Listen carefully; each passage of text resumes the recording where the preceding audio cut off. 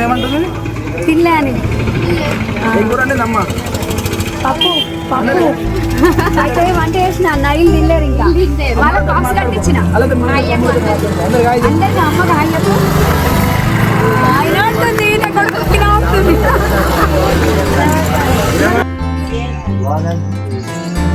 స్కూల్లో అందరూ కొట్టుడే అని తినవాడని చెప్పినవాడు అందరూ మస్తు ప్రాబ్లం అయింది నాకు.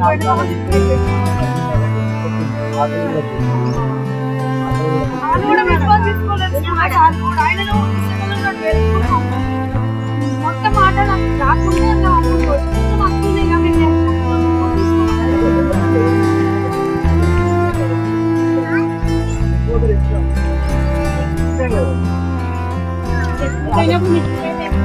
స్కూల్ మంది పెట్టి అయిపోతుంది.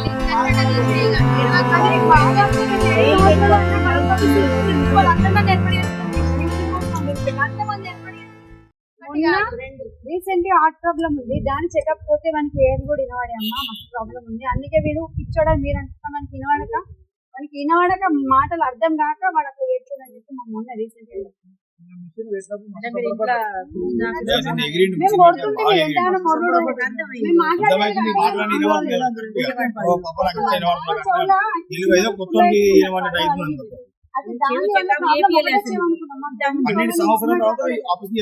ఆపరేషన్ కాదన్నది మొత్తానికి కాదు వాళ్ళ హార్ట్ ప్రాబ్లం కూడా కవర్ అయిందని చెప్పేసి సంతోషం. దానికైతే దానికోసం మొన్న పోయినాము ముంబైకి, వాడు అక్కడనే అమ్మ వాళ్ళు అక్కడే కాబట్టి అక్కడ పోతే వాళ్ళు చెప్పి అమ్మాయిలకు మెయిన్ కూడా 20 సంవత్సరాలు 15 సంవత్సరాలు ఉందనే ఉంటది మాకు పెరగదని చెప్పి కారణం ఏంటంటే స్కూల్ కే రాకన్నారు. స్కూల్ రాని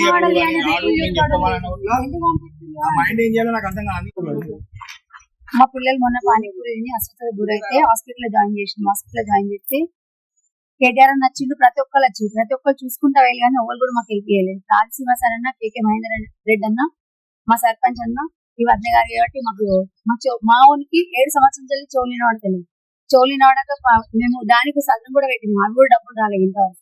కానీ వీళ్ళు ఏ వాటికి వెళ్ళైతే ఈ మిషన్ అని నచ్చింది, స్పీకర్ పంపించగలుగుతుంది. దీనికి థ్యాంక్స్, వెరీ వెరీ థ్యాంక్స్ అందరికీ కూడా.